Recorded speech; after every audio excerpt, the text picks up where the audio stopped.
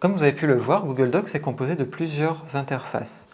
On va s'arrêter par exemple quelques instants sur le menu supérieur où vous allez avoir différents menus, différents éléments qui vont vous permettre de gérer votre document de A à Z.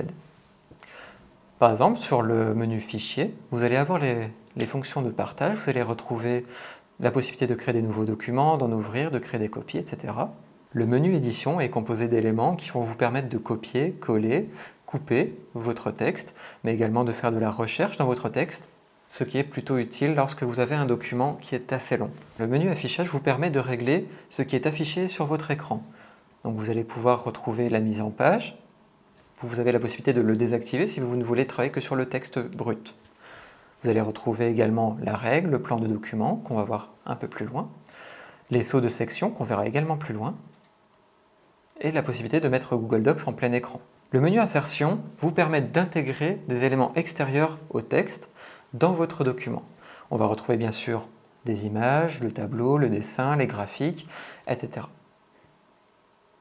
Le menu Format vous permet de modifier l'aspect du texte, les paragraphes, l'alignement, les interlignes, les colonnes, etc. Le menu Outils ne sera pas beaucoup utilisé. Les fonctions sont pourtant simples dans le menu Outils. Vous allez retrouver tout ce qui est grammaire et orthographe, le nombre de mots, la possibilité de comparer les documents, mais on verra ça un petit peu plus loin. Le menu Module complémentaire va vous permettre d'ajouter des plugins, des add-ons à Google Docs pour le rendre plus complet.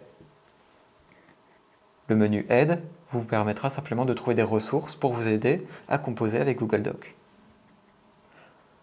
Un élément qui fait partie également du menu supérieur, c'est Dernière modification, comme vous le voyez affiché à l'écran, qui permet d'ouvrir l'historique des versions du document. Donc vous pouvez voir que j'ai travaillé déjà 2 fois sur ce document. On verra en détail l'utilité concrète de cet élément. Vous avez également la barre d'outils. La barre d'outils est très semblable à Word. Vous allez retrouver les différents outils concrets et très utilisés pour modifier votre texte et le mettre en forme. Je vais commencer par les premiers boutons, annuler, rétablir, impression, un format qu'on applique, un format dupliqué, le zoom, le style de texte, la police, mais également la taille de police, le gras, l'italique, etc. J'utilise un faux texte dans mon document. Les faux textes permettent simplement de gérer la mise en page et la construction d'un document. Les phrases d'un faux texte n'ont pas vraiment de sens, mais vont vous permettre de tester les fonctionnalités. Moi, j'utilise ici le Lorem Ipsum. Vous pouvez le trouver sur Internet et faire comme moi, l'utiliser pour tester les fonctionnalités.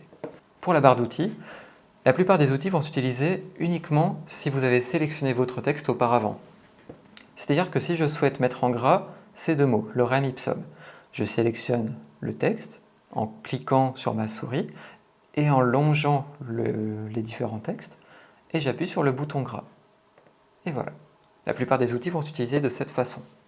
Vous allez également retrouver dans cette zone, près de votre feuille A4, le plan de document. Ce plan de document, il vous sera utile lorsque vous allez mettre des titres, mettre de la hiérarchisation dans votre document. Donc par exemple, si je mets titre 1 sur mon document et que j'indique à Google Docs qu'il s'agit d'un titre, titre 1, à ce moment-là, il va me l'afficher dans le plan de document. C'est une fonction qui sera extrêmement pratique, notamment pour les documents qui sont un peu longs, donc qui ont besoin d'être très structurés. La règle au niveau des titres, si vous connaissez un petit peu le fonctionnement d'Internet, des titres web, vous devez connaître cette fonctionnalité. Ça vous permet de structurer votre document. Il existe jusqu'à 6 niveaux de titres différents. Le titre 1 sera le principal titre d'une section. Le titre 2 sera un sous-élément du titre 1. Le titre 3, un sous-élément du titre 2, etc. Vous allez également retrouver sur votre document 2 règles. Une règle horizontale, une règle verticale. La règle horizontale gère principalement les marges, les tabulations, les retraits. La règle verticale, principalement les marges liées à l'entête et au pied de page, qu'on verra plus loin. Pour la règle horizontale, il est possible d'indiquer à Docs d'agrandir les marges. Pour modifier ma marge à droite, je sélectionne l'espace entre ma règle couleur blanche et ma règle couleur grise avec un curseur composé de 2 flèches. je clique et je vais pouvoir déplacer ma marge. Par exemple, si je la mets à 18 cm, on va voir que ma page, que mon texte, s'est déplacé à 18 cm. Pareil pour la marge de gauche. Je peux la mettre à 0 par exemple, et le texte est collé à la limite de la page. Vous avez la possibilité de gérer les retraits et les tabulations, par exemple avec ces flèches bleues. La différence, c'est que si je modifie ce retrait, je modifie le texte et pas la marge du document. Ce qui signifie que si vous avez des images à mettre, les images peuvent se coller sur la marge du document et votre texte sera calé sur le retrait. Vous avez la même chose à gauche et à droite pour calibrer au mieux votre texte. Et en plus de ça, vous avez la possibilité d'ajouter des tabulations à gauche, des tabulations centrales et des tabulations à droite. Il existe encore un menu qui n'est pas visible au premier regard. C'est le menu du clic droit, ou le clic gauche si vous êtes gaucher. Le clic droit vous permet d'ouvrir une fenêtre contextuelle. Ce n'est pas un pop-up, c'est une fenêtre contextuelle qui contient différentes fonctionnalités pour compléter votre panel d'outils. Si par exemple je sélectionne Lorem Ipsum, je réalise un clic droit, je vais avoir différents éléments qui vont apparaître qui ne sont présents nulle part sur le document, sur les barres d'outils ou dans les menus. Un point sur le couper, copier, coller, coller sans la mise en forme. La fonction couper vous permet de retirer le texte de votre document et de l'insérer un peu plus loin dans le document ou même ailleurs, sur un autre logiciel. La fonction coller vous permet d'insérer un texte qui aurait été soit copié, soit coupé auparavant. La fonction coller sans la mise en forme vous permet de copier un texte en enlevant les couleurs, le gras, l'italique, la police, et l'adapte automatiquement au texte et à la mise en page en cours. Vous avez également une autre fonctionnalité qui peut être intéressante sur Google Docs, qui est sélectionner tout le texte correspondant.